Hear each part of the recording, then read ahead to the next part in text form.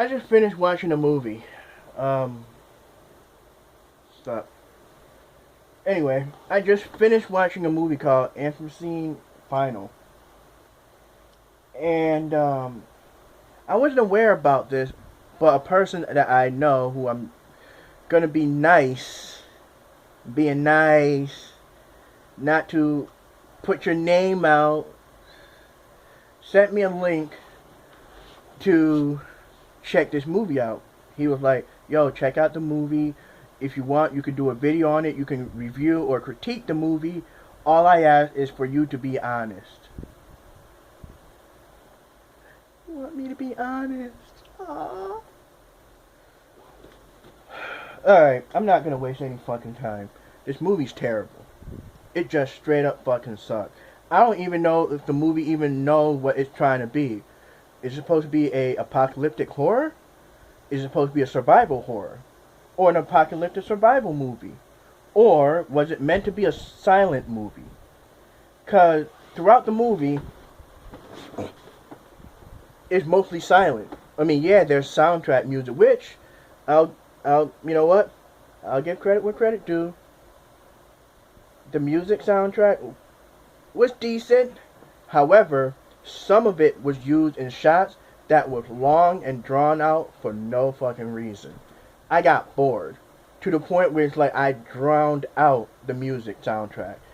So that says something. Another thing. Yeah, I had to switch my arm. I'm getting tired. Another thing. As I mentioned, it felt like it's supposed to be a silent movie, but there were some dialogue in this movie.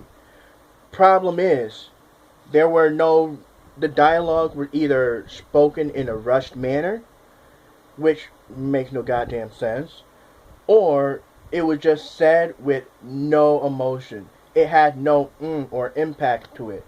It seemed really unnatural, like somebody was literally just reading their line. I mean,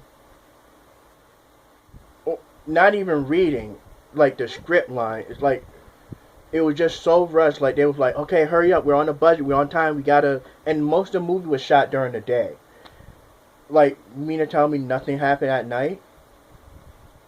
Or, you can't add in some few lighting. And that's the thing, let's talk about lighting before I continue. I know that was a brief interruption. There's this character named John, and I'm actually quite surprised I remember one character's name, John.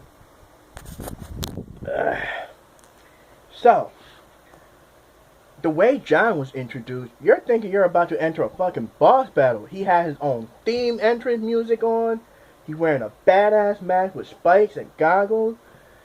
He had a fucking weapon that was made out of bones and a skull. It's basically an axe. And you would think, oh shit, we're about to have a little life or death situation.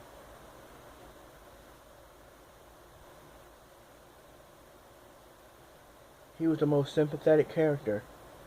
Why did he need that entrance? Now, mind you, main character is this chick. I fucking forgot her name. And that's the thing.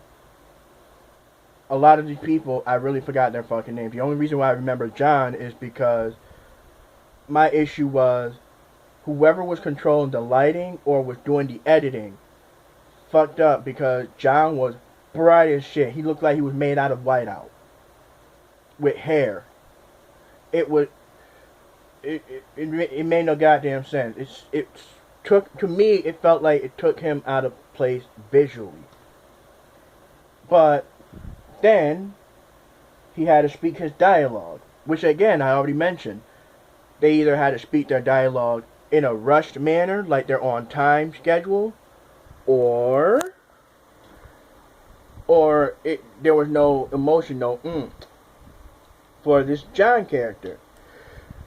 He talked to the main character. He's like, yo, are you that's why I'm saying it's like, is it supposed to be apocalyptic horror? Because one of the main factors of this main character is her goal in the beginning of the movie, before her friend died, which she did a piss poor job of crying.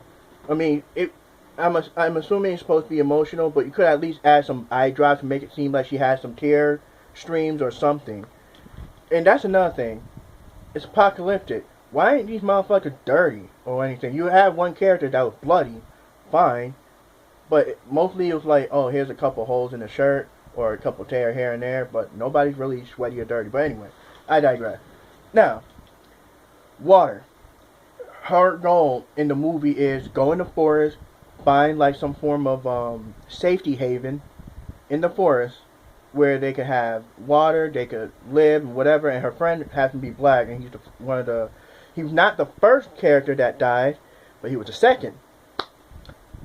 Keeping up that stereotype. Which another thing, this movie does a lot of different nods and homages from other movies, and you can, if you're a fan of movies, you definitely recognize it. So, her goal was to go into the forest, find a safe haven. She meets up with John, who lived outside a shed, and he goes, you know, you're running, you look exhausted, you're tired, why don't you stay here, you can sleep, there's going to be food, you know, you never have to be alone, you know, just stay here. Outside his shed, out in the fucking open, like nobody gonna, you know, mess with you. But then again, they never emphasize how long John was living there. That's another thing. This movie never emphasized a goddamn thing. You can tell this movie was shot in different seasons. Like the beginning of the movie, I saw snow. Everything else was dry land, no snow. If you are trying to conserve or find water, in the beginning of the movie with all that damn snow, you could have emphasized, like, because water is like a major element, grab up the snow, you can boil it, and there you got your water. There was a couple like home break-in, poor attempt of rape. There's one female actress that went topless. I'll give her kudos for that. Kudos. Like I said, nods and homages. That was from the 80s, like 80s horror movies. There's always some topless chick or naked chick. This chick, she was just topless, but, you know, thumbs up for that one. I mean, you can tell she was, you know, she was definitely, you know, was willing to do that for her character, for the situation. So, like I said, you know, nice. They look nice, but that's most I'll do. Everything was just, I mean, that whole scene with John was pretty much irrelevant, because the girl was like, oh, come with me. And like I said, the dialogue was so rushed, he was like, oh, I can't, you know, wife and kid, they died, they're dead, but I need to stay obligated and stay here with them, which make no sense. She leaves, then he goes, oh, I know, I should have made her stay. You're right, I need to find her and bring her back here to make her stay. They never gone back to it. Make no sense.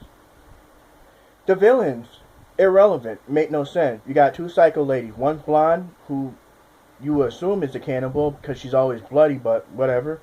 The other one is the, like, kind of like a brunette, a brown, lightly honey brown haired girl who seems to enjoy killing. She has fun doing that. She has a hook knife, and she talks to herself, and she likes to eat herself, like peel pieces of her own flesh to eat to survive, which make no sense. I mean, if you're supposed to be a cannibal, why not fucking take your victim? But I digress, whatever.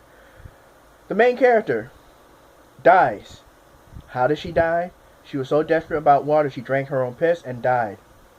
Yeah. Oh yeah, something about virus. This movie wasn't, yeah, please don't make a sequel. Don't. This movie's terrible. But, I do have a favorite scene. There is a favorite moment of the movie, which, you know, I will promote. And that is the end credits. Fuck this movie.